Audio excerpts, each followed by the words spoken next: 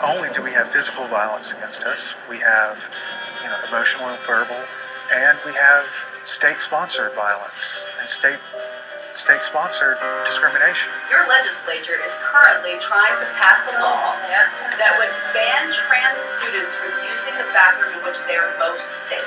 And it's not about preference, it's about safety.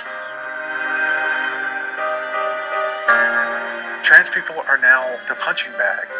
Homeless and unemployed, getting denied again and again by managers who later admitted they turned her away because she's transgender. No sabía yo qué hacer. Almost half of the transgender population in the United States shares Christy's story. A national survey shows 47% of transgender people are either fired, not hired, or denied a promotion because of their gender identity. A staggering 90% of them report being harassed at work. Memphis in the South, I don't feel safe.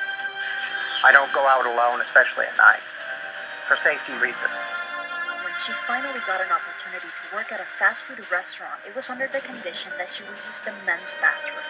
Yo no estaba en el trabajo, yo acepté eso, dije, pues no importa a mí. Nomás me fijo cuando no haya nadie, no lo que sé. But as she was washing her hands one day, Christy says a man came behind her and tried to sexually assault her. Only then managers allowed her to use the women's bathroom, until a female customer came in and saw her. Me miró de arriba abajo y me dice, ¿tú qué estás haciendo aquí? Le dije, perdón, dijo, sí. Dice, ¿por qué permiten que tú entres al baño de las mujeres? The women asked to speak to a manager and demanded Christy was fired. A week later, her boss let her go. Él sabía que era difícil para mí encontrar un trabajo.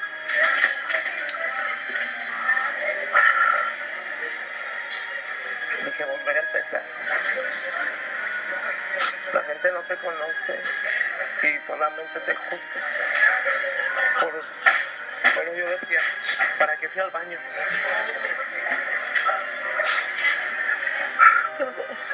Yo me quería morir de eso. Survival sex is an enormous issue too. LGBTQ youths between the ages of 10 and 25 are 70% more likely to engage in survival sex, while 80% of homeless transgender youths are more likely to have engaged in survival sex than homeless cisgender youths. Now, what do we mean by survival sex?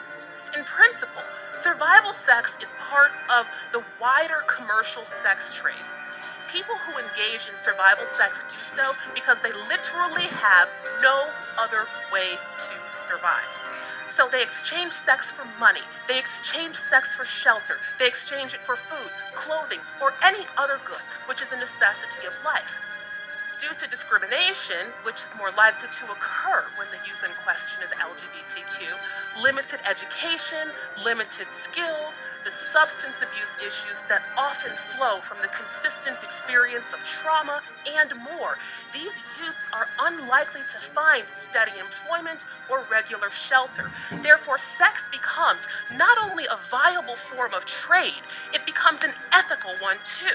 As some youths have reported, trading sex is more honest than stealing from other homeless people on the street. The welcome sign on Deb and Steve Word's front lawn is more than just Southern charm. These devout Catholics have been safe house parents for 17 homeless, lesbian, gay, and transgender youth in the past 6 years. Some of these kids are living under bridges or couch surfing or camping in apartments with 12 kids and no utilities. For many LGBT youth, coming out leads to family rejection.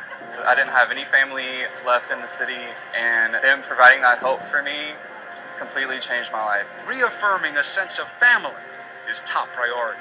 Any of the young people who have ever stayed with us have known they're going to be treated just like our own children.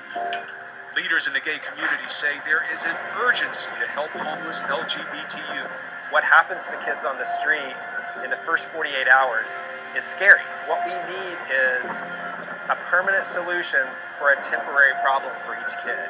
But what LGBT youth want more than shelter is acceptance.